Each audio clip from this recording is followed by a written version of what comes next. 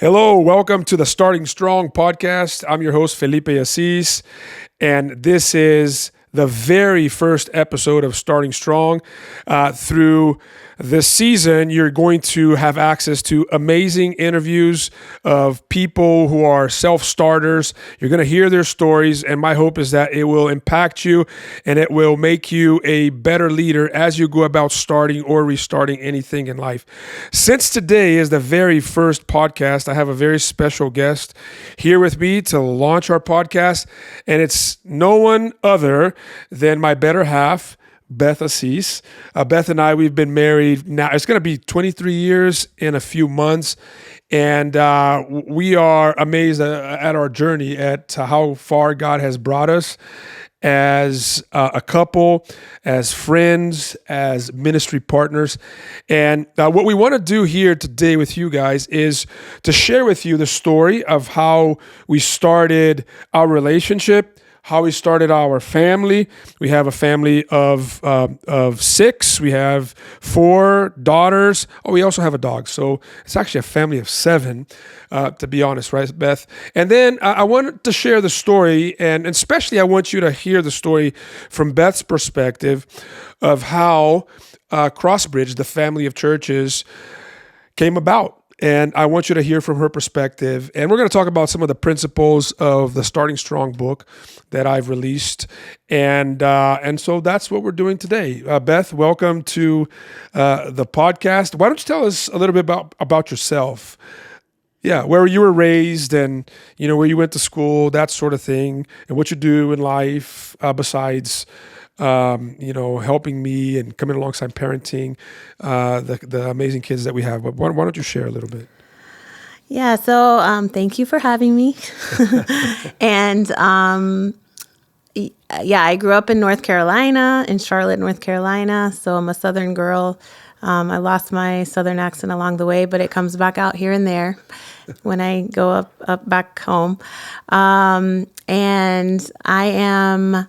I have been away from there for many years now. But when I was a teenager, I was a part of a youth group, and we ended up going to Brazil for a trip with the teenagers. And that's actually where I met Felipe. 1992, right? 1990. I think the first time I went, I was 15, 1991. 1991. And, wow. We're old guys. And I met him and his family.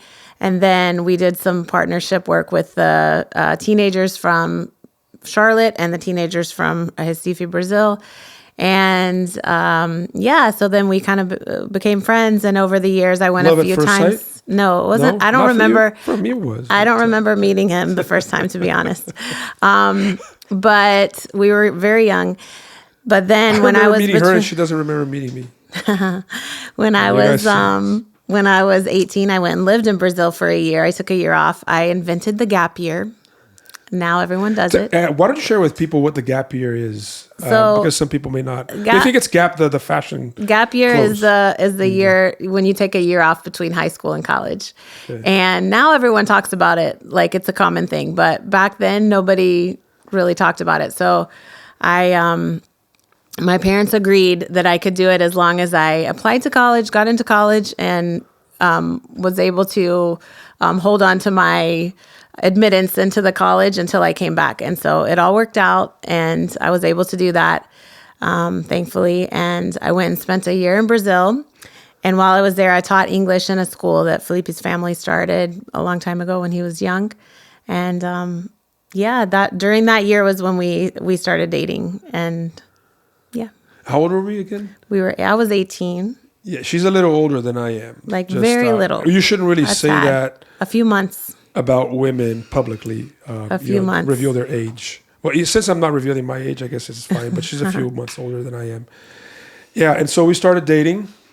And I think we dated for how long while you were there?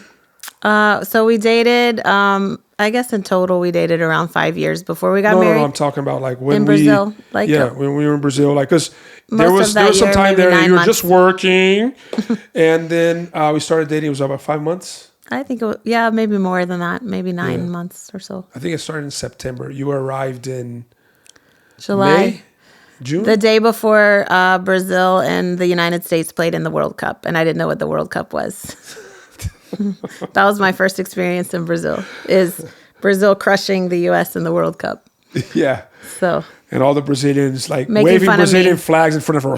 Take this. yeah. And she's like, I was like, I'm I don't going care home. about this. I'm going back home. What is this? And, if it was the Panthers or the Hornets, that would be an issue. But the American soccer team at the time, and I'm glad soccer has been gaining more popularity. But okay, so that's when you arrived. Then we started dating in September. So yeah, like 4 or 5 months. And then you stayed through the.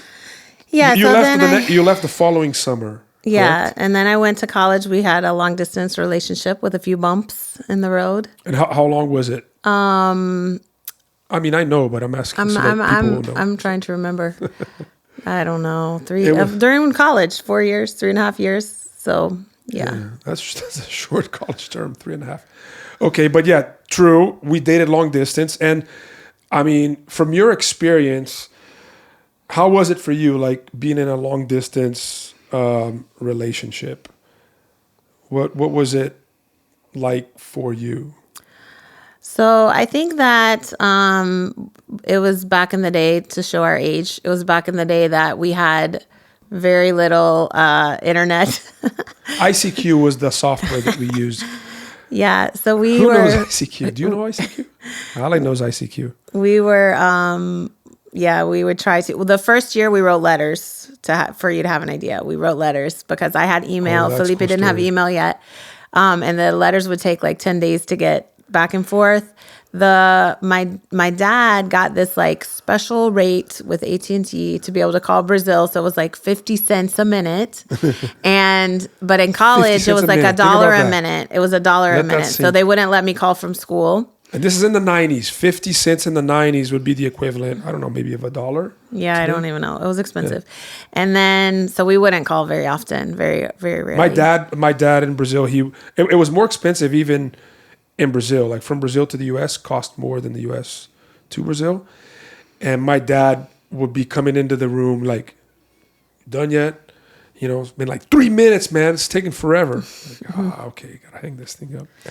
Yeah, so then we moved to like email, and we did some of those messaging services that they had where they were like a delay. We would try to talk and there was a big delay. I don't know what that one was that we would use to call each other. It was not that I was interrupting you. It was just the delay. There was a delay, and I so. remember telling Felipe like a really funny, I thought it was hilarious. I was telling him a funny story, and then he didn't laugh, and I was like, okay. It's an American joke that didn't translate. I guess he didn't think that was funny. I thought it was hilarious. And then I started talking about something else, and then 10 seconds later, I could hear him laughing like on the other end. So there was a big delay in those calls. So I think we learned communication skills. I think we perfected our communication skills because we had to learn to communicate quickly when we were on the phone, and we had to be very descriptive when we were writing letters and things like that. So I think that was good for us. Yeah, the letters,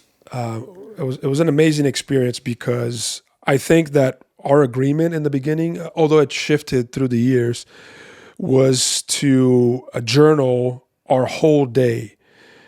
And then at the end of the week, we would send these letters that encompassed the content of 7 days worth of journaling. And then we would mail them, but you would only get it 7 days later. And so you were always a week behind of what was happening in each other's lives. And that taught me like patience in a relationship. It taught me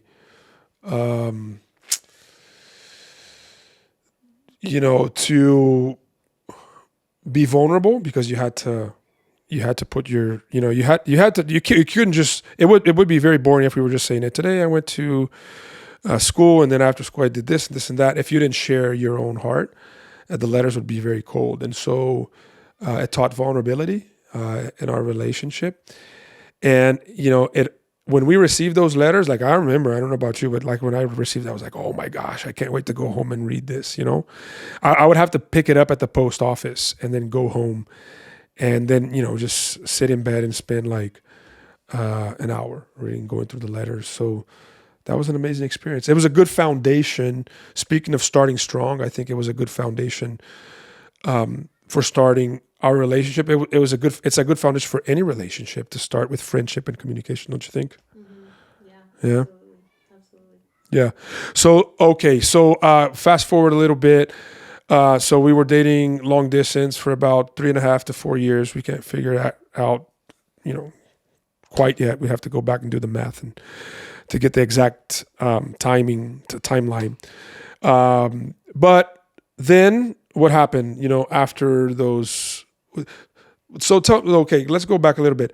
What was your life like during those 4 years? And I can share a little bit about what my life was like during those 4 years, because preparations were being made for the next stage of our lives. So, yeah, can you share a little bit about that? Yeah, I think the first little bit, it was more, figuring out, is this relationship going to be a long-term relationship or not? So we kind of went through a few bumps in the road with that. But then once we decided, yes, this is definitely going to be, this is it, we, started making preparations to get married and where were we going to live. And so the plan was for you to move to Charlotte, do seminary, and we would live there for a few years, and then we would go to Brazil to plant a church in Brazil. So that was the plan. I think, all along. Let me just correct that. Okay. So I think that, yes, in general terms, that was actually the plan. Maybe not to plant a church. It was to pastor the church that I had planted, because that was an important season of my life as well. I started a church in the inner cities of Recife in my first year of seminary, because you can go to seminary in Brazil. Actually, as a matter of fact, in any other part of the world besides the U.S., you can go to seminary as you go through college. So I was going through seminary down there, and I started this church, and I pastored that church for about 4 years. And the plan was for me to get more education and then move back to pastor the church, correct? Yeah, or there was maybe a little bit of possibility of you working with your dad and maybe being a pastor with your dad at his church. So I think there was maybe a few ideas floating around. Some options, but definitely the plan was to move back. Yeah, definitely to go back to Brazil. Okay. So the plan shifted a little bit. Can you share a little bit about how things shifted a little bit? I'm not sure how it shifted. Okay. I don't remember. All right, guys. Well, here's the plan. So here's Let me ask you, how did the plan shift for you? It shifted because my focus was just to get some education, but then there was an opportunity to do work while I was going to school too. And we ended up working at the same church in Charlotte, in North Carolina. And instead of going back to Brazil to either work with my dad or to pastor that church that I had planted, we came back and we planted another church. Oh, that's a plan. Yeah. Okay. So, gotcha. I mean, I think that's important just because we're talking about entrepreneurship. And as our family was starting, as our relationship was growing, there was a church that was planted. And then as our family was starting, another church was planted in Brazil. That's church number 2. So that's something that we did together. And how was that experience for you? So let me yeah. The first church planting experience together as a couple, moving back to this country that you had lived before for a year, that you were sort of familiarized with the culture, and you had learned the language. By the way, if you don't know this, Beth speaks fluent Portuguese, and she even speaks Portuguese with a northeastern accent. And so how was it for you moving back? You knew the language, you knew some people, but it was not your country. And And how was that experience of planting a church? Yeah, so I think because before when we were dating, I would go travel down to Brazil and I would be there in the summer and I would see the church that you planted there in Curado Quatro. And so I kind of got a firsthand glimpse of what that's like. Plus hearing you talk about it and stuff like that. So I think that already kind of laid the groundwork of what it would be like. But I remember we started. And you were doing ministry full time too. And I was doing ministry. I was working in youth ministry. I went to school to be an elementary school teacher, and then I ended up getting a job at a church, and I worked with teenagers instead. So I'd already been very exposed to like working in a church. I'd been working in a pretty big church for maybe 4 years. And, I think planting a church is a little different because you're starting out with like a small group of people. And, we were trying to figure out location and, trying to make sure people were kind of like on board with the vision of the church and stuff like that. So I think it was a cool experience. I don't remember. I remember here and there was some hard times, but like mostly it was a positive experience. Yeah. Let me ask you a question about me. So do you feel that, and you can be as honest as you want here, it's okay.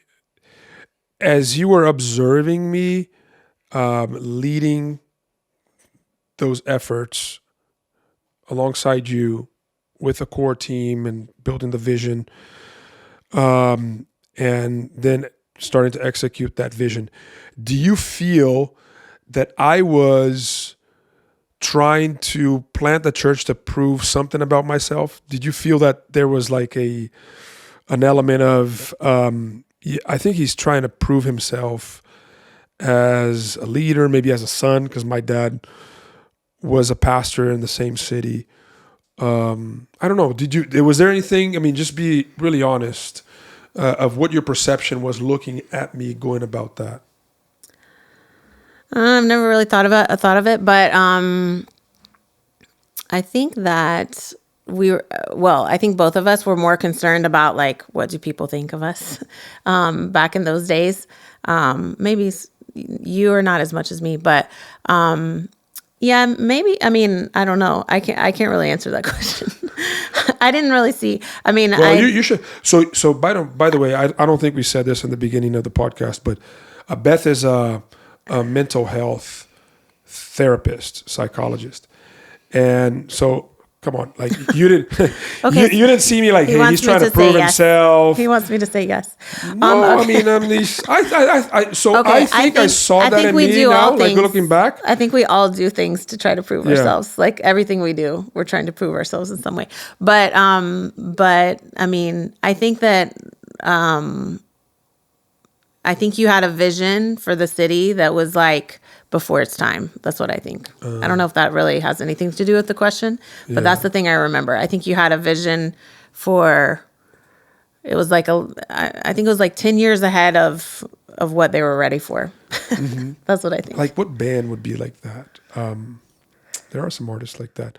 I agree with you, but I did feel that there was an element. This was like, The first church plant while I was in seminary sort of happened. That's the story, It's a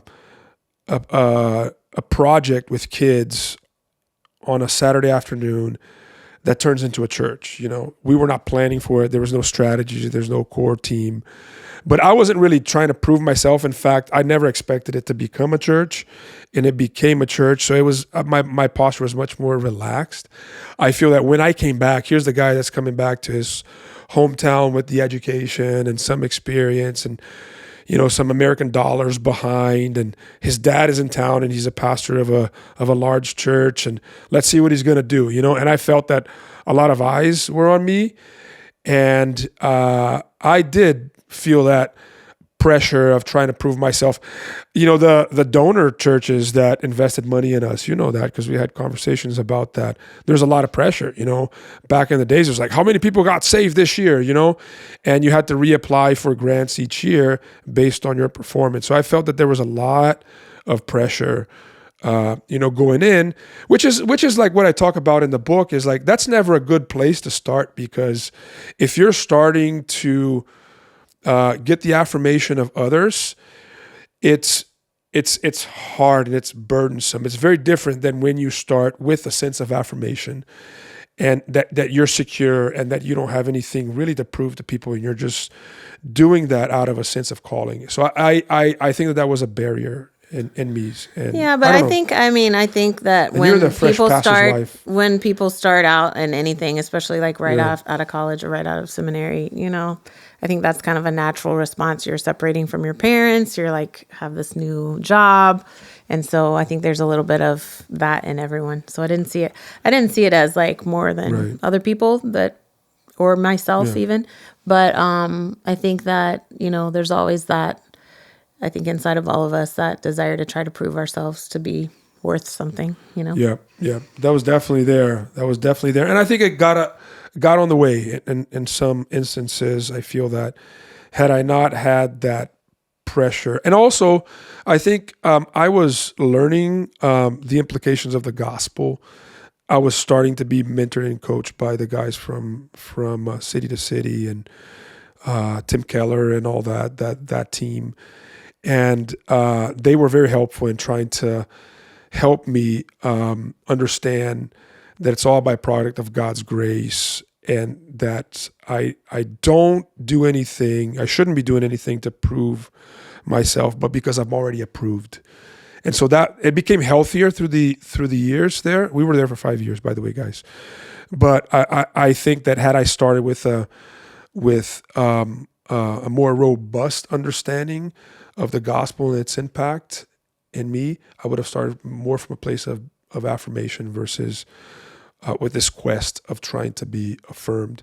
So as a mental health therapist, psychologist, can you talk to people who are right now maybe embarking on a journey of starting a relationship, maybe are about to get married, planning on having a family, or even jumping into a new career field, like about that sense of the posture that they ought to take in terms of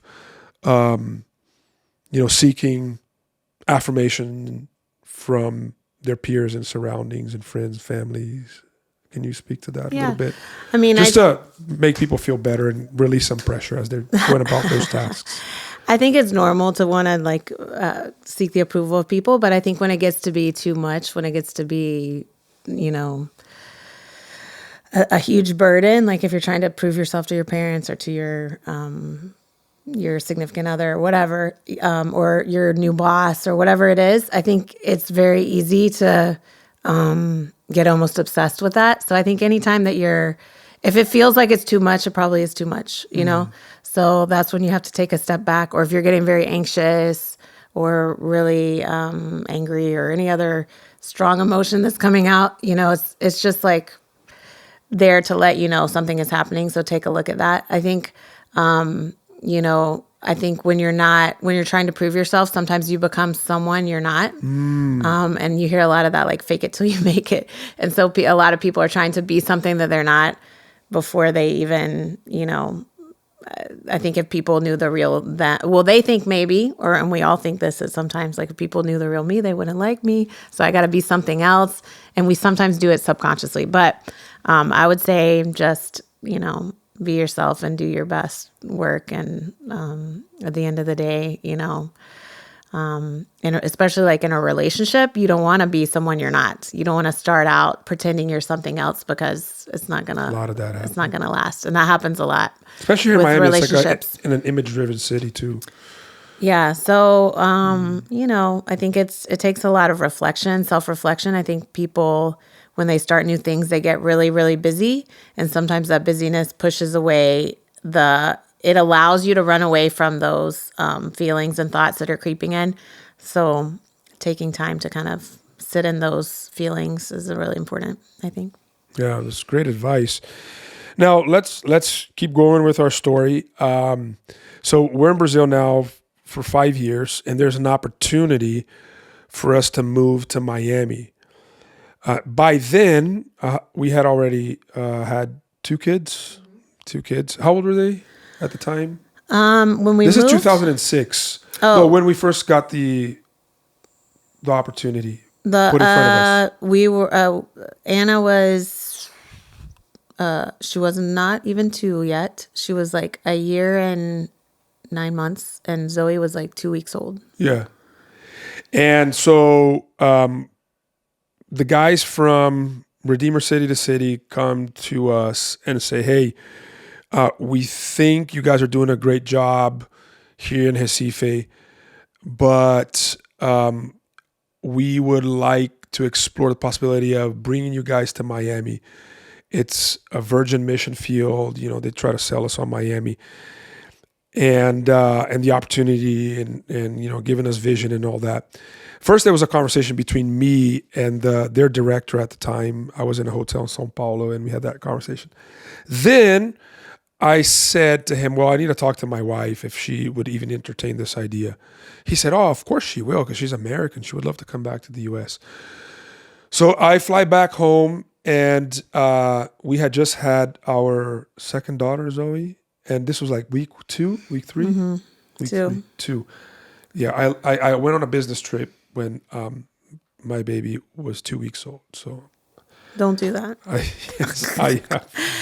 can apologize say to you, and I repent of that today. I can rewind the story though, because what happened was he was supposed to go in September to Miami. The doctor said this baby is going to probably come early, so he canceled that trip with the agreement to do like a day trip to São Paulo later in October. So he scheduled it a lot later. We thought the baby was coming in September, then the baby came in October.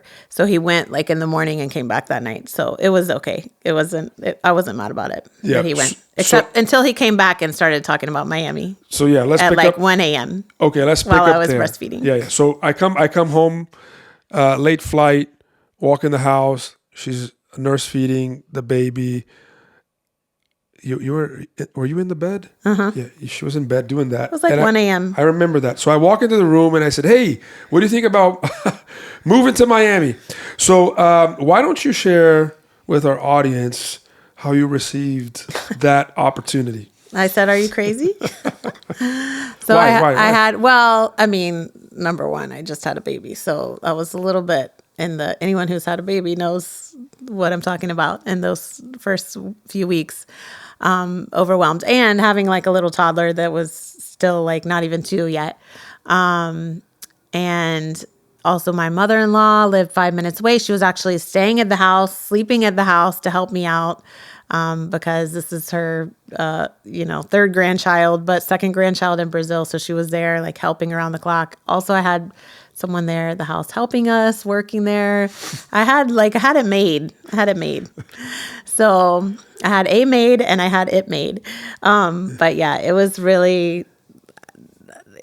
shocking actually when he came back with that. That's good to clarify, because a lot of people think that I moved back to the U.S. because you are American, and now I'm American too. But I was like, no way. But it was not that, guys. It was really God that took us, and you're gonna hear more about the story. But so that was the impasse. So she's like, no, I don't want to do that.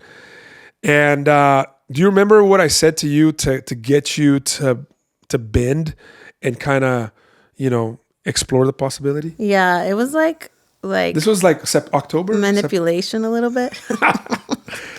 No, he said, hey, do you want to see your family for Christmas? How would you like to go to the U.S. for Christmas? And I was like, yeah. And he was like, they'll pay for us to go. And I was like, no. And then he said, but they'll pay for us to go. We don't have to say yes. We'll just go and we'll check it out. And then we'll go see your family for Christmas. And I was like, fine, let's go. I was just going into church and preach and just say no the next day, and then we'll go see your family. She's like, okay, that makes sense. That would be good, so they could see the babies and etc. So that was December of 2006. And do you remember the first Sunday we walked into, it was Emmanuel Presbyterian at the time, what you saw? Yes. What did you see? Handbells. You saw handbells. They had a handbell choir. I think handbells are coming back. Yeah, our worship director, Ali Fernandez, he's going to bring back the handbells. I have a feeling handbells are going to come back. They're going to come back in. Okay, so that's my prophecy. All right, so you saw handbells. What else did you see around you? Oh, the congregation was very, very much an older congregation. Yeah. Yeah. Very, very up there, Gray hair, some purple hair style. too. Like gray, purple hair, like it's old purple hair, not like the new kind, young purple hair. Yeah. So we saw a little bit of that. And do you remember the conversation that we had walking out of the Again, church? I was like, yeah, this is not going to work. Yeah, This is not it's going to not work. gonna work. This is not- There's no because way this is our gonna- church in Brazil was, again, like what I said before, it was a little bit before its time. So we were in a warehouse. We had like loud music. It was like a band every Sunday. Young people. Very different from the churches at the time in Recife. And so when we went from that to this, I was like, nope. I said no again for the second time. But I was trying to convince her, even like, I was like, but think of the possibilities, just like, look into the future, And she's like, nah, I still don't see it. But then what happened? Like, what happened after that? So we did go see your family, and we had a good time there. And then we moved. We went back to Brazil. We didn't move back, but we went back to Brazil to get on with our lives. And what do you think that what was happening, like from your perspective in your heart, and as you saw me processing things with leaders, what did you begin to notice? Like, what were some of the things that you remember? As that idea was being birthed. What was more impactful to me than going to the church was just like driving around Miami and like talking to all the pastors. In fact, we came here, was one of the places we came to where we are right now in this moment, in this office. I think it was in this office, actually. Did you come into this office? Uh-huh. Yeah, we did. And we went Oh my around and we heard gosh. all about I forgot about that. we heard all about Miami. By the way, we are at Crossbridge, Key Biscayne, used to be Key Biscayne Presbyterian Church. We did meet with the pastor. Yeah. In this, oh my Yeah. gosh. And so we I think just hearing how like the city really needed some strong leaders, it made me like warm up to the idea a little bit. Like during that drive around, I think was the thing that we had like a 2-month-old baby in the car, and we drove around for like all day. We went to churches all over Miami and talked to pastors, and so I think that was That's it. Yeah, and then I think that's what got me too. It was kind of like the more we met with those pastors and spoke with those leaders. And by the way, I believe that Miami is in a different season right now. It's nowhere where it was some 16, 17 years ago. Yeah. The city has changed. The spiritual climate, I think, has changed. What I wanted was Brickell. I was like, yeah, let's plant a church in Brickell. That's what We I did. wanted. We did, but that's not what happened originally. Yeah, that was not the first. But right after Emmanuel after. became Crossbridge, Soon within 2 after, years, we that's the started first Brickell. place we went. Yeah. Was So Brickell. Brickell was really the place. As soon as I saw Brickell, I was like, let's start a church here. Yeah. This is where I want to start a church. Yeah, and a lot of people that live in big Latin American cities, they really relate to Brickell because Brickell looks like those large Latin American cities with the buildings and et cetera. But that's what I felt too. I felt this, which is a principle in the book, by the way. It's the last principle that I share, which is connecting people's lives to purpose. I really felt as I was going around with you, meeting those pastors, hearing the stories, that Miami was kind of like a virgin mission field. It's like a post-Christian city. At the time, I think Miami was the second most unchurched city in the country, only behind Seattle. And, we came back and it was like, we hear these stories of missionaries going to tribes where there's no gospel presence, or going to, different people groups out in the Middle East where there's, a lot of rejection towards the gospel. I remember, reading excerpts of that book, Silence, that later on became a movie. Talked about these Jesuit missionaries in Japan and the resistance that they faced in planting the gospel in the 1600s in Japan. And I was like, man, this is kind of like the stories that we grow up listening to of Hudson Taylor, the missionary that went to China, and et cetera, of George Mueller and Count Zinzendorf, going to these inhabited lands and planting the gospel there. And I was like, man, this is kind of like an opportunity in the 21st century to really plant the gospel in a global city. And we started asking the question, you and I, like, what would it look like if there was a church, that would reach the the population in Miami. And so we started to envision that. And I think that God started to instill vision in us, because it then became more about the purpose of it. It's like, we want people to find purpose. The people of Miami who are post-Christian, unchurched, who are deeply embedded into materialism and living in an image-driven culture, to really find purpose in God through the gospel of Jesus. And so that became the fervor inside of us. But then there were some obstacles too, right? Like, do you want to share about those obstacles and the stuff that we were hearing from people? Some words were encouraging, but some others were not. So do you want to share a little bit about that? Yeah, I mean, I think that we had some people that we were close to that didn't like the idea of us leaving Brazil. But then a lot of people were affirming, and they prayed with us, and they, were on the journey with us. So they, I think it kind of at the end it balanced out with the people that were not wanting us to go. But I think that always is the case when you start something new. You're going to have opposition. You're going to have people that maybe don't want you to do it. Even people close to you might not want you to do something because they're afraid, or they're maybe projecting their fear onto you, or, their plans aren't lining up with yours. And that happens a lot, I think. Do you think jealousy plays a role in sometimes how people assess what you're trying to do in life? Yeah, I think absolutely. Yeah, you do? Okay. And how do you think it's the best way to respond to people that come with, negative comments, ideas? Sometimes you notice you sense that's not coming from the right place. I mean, what's the best way to respond to that? I think we have the tendency to diagnose people like, it's this, they're jealous, they're this, they're that. And I think that we can put all that aside. I don't think we need to try to figure out what people are thinking. But I think it's important, to hear people from a logical place and not necessarily an emotional place. So kind of taking a step back and thinking it through, and, hearing from different people. And, I think, because I think it's impossible to do anything without any opposition. I think that's impossible. Yeah. So, the people just read pleaser, the Bible. The people pleaser in me doesn't like that, because I want everyone to be happy, but, and I want everyone to like me, but I'm learning over the years that that's not the case. And that's okay. But, you have to, I think you have to be able to I think you have to feel, like the book says, you have to feel a sense of approval from God that is so strong that even when people come and try to discourage you from doing what God wants you to do, you can still stay strong and say, okay, but wait, let me take a step back. Let me think about what they said.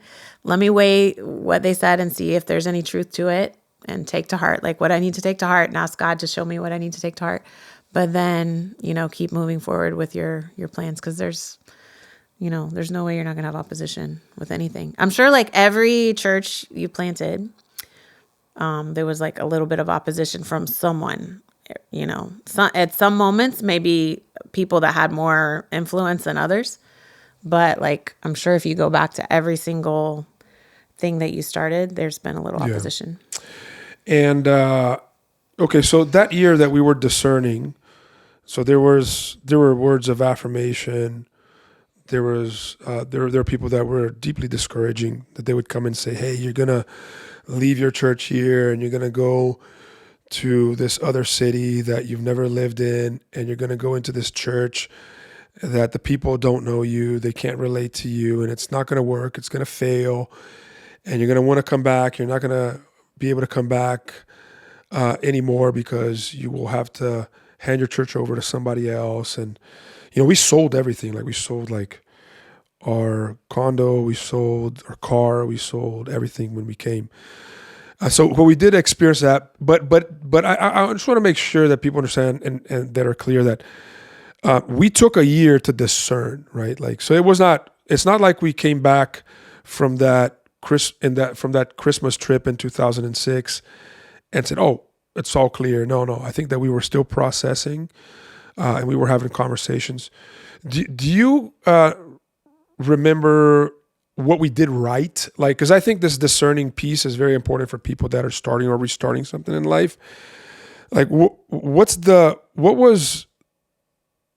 discernment process, and what did we do that was right? That it's a way for everyone to go about starting or discerning whether they should do that or not?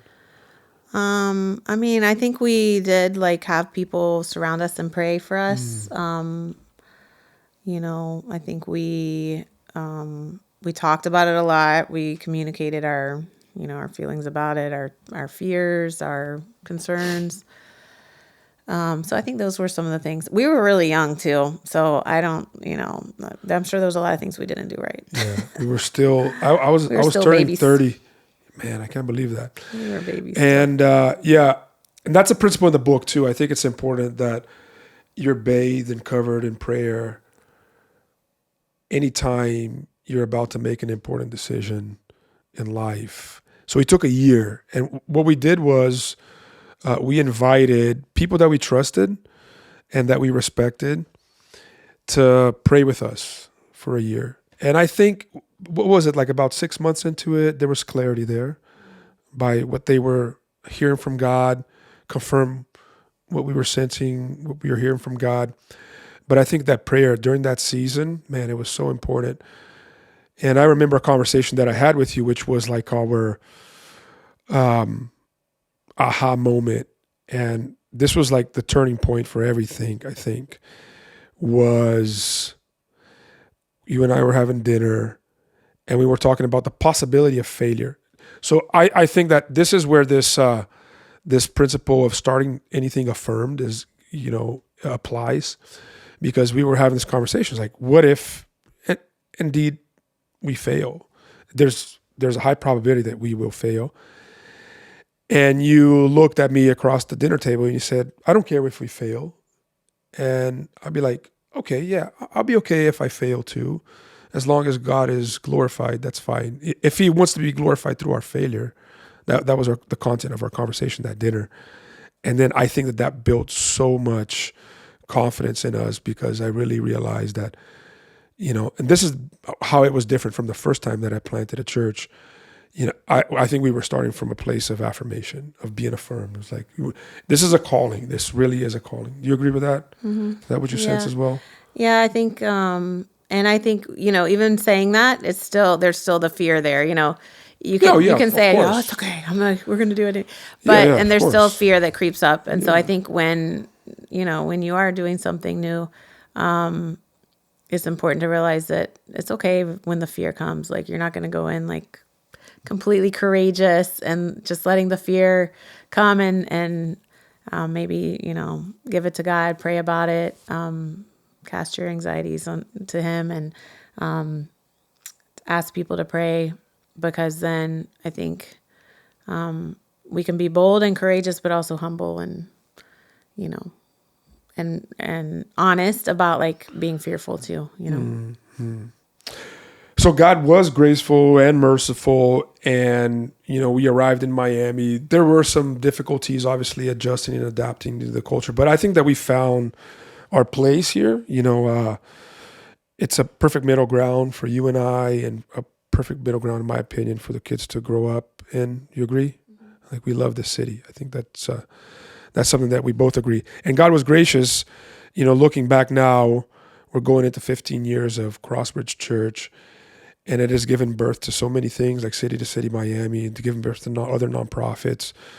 To many other churches have experienced the same revitalization or replanting process that we went through, including this church that we're doing the podcast from today. It has become a family of churches. Many people have been helped in various different ways. From having an encounter with God to those who are in need of, their most basic needs in our city and in other places in the world.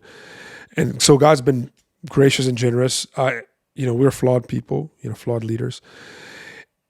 And we made a lot of mistakes. And so I want to focus on that right now, just before we, start getting into the last block here of our podcast. But can you look back and say, hey, I wish we would have done this right. I think we messed up here. This is something that we should have paid attention to or invested a little bit more in. Can you look back and say, hey, I wish we would have done this differently? Just like looking back on our mistakes. Yeah. I think that as we,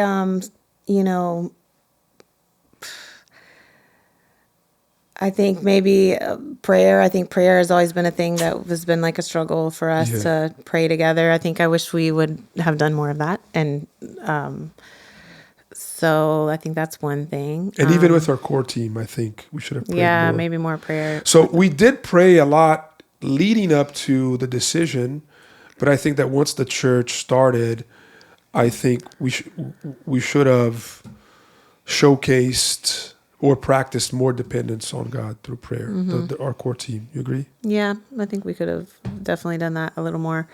I think maybe a little more honesty with,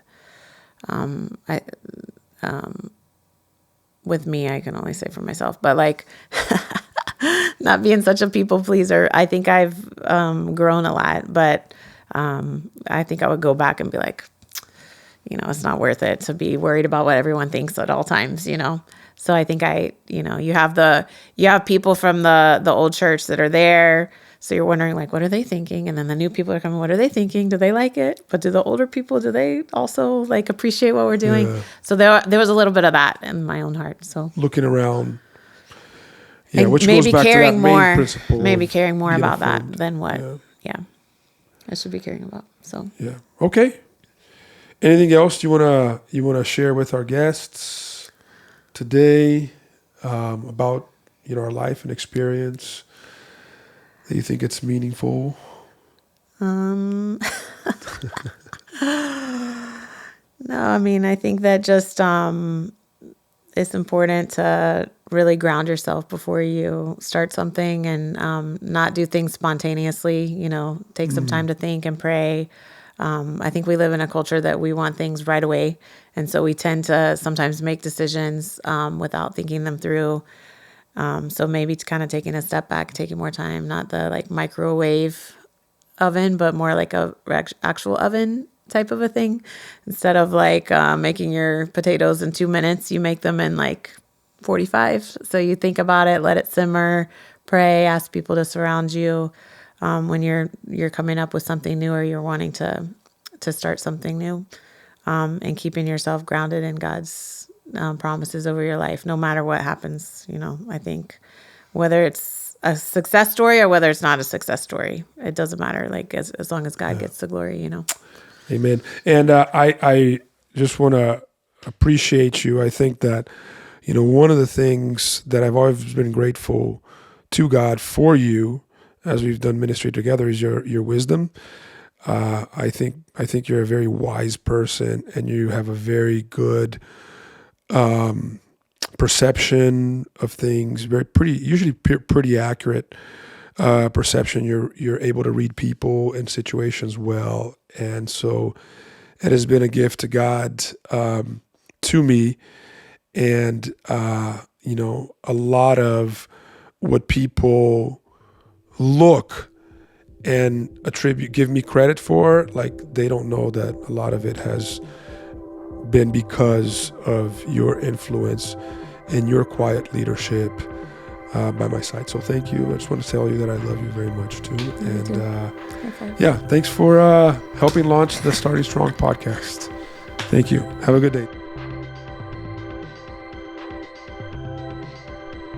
Well, thank you so much for joining us in this episode of Starting Strong. If this episode was impactful to you, would you be so kind and share it with others? Would you also follow us on Spotify, YouTube, and our social media accounts? Also, if you haven't grabbed a copy of the Starting Strong book that I wrote, would you please do so? Go to Amazon and order a copy, or come to one of the Crossbridge campuses. They'll have a book table in the back with the book ready for you. Well, I hope that you can join us in the next episode of Starting Strong.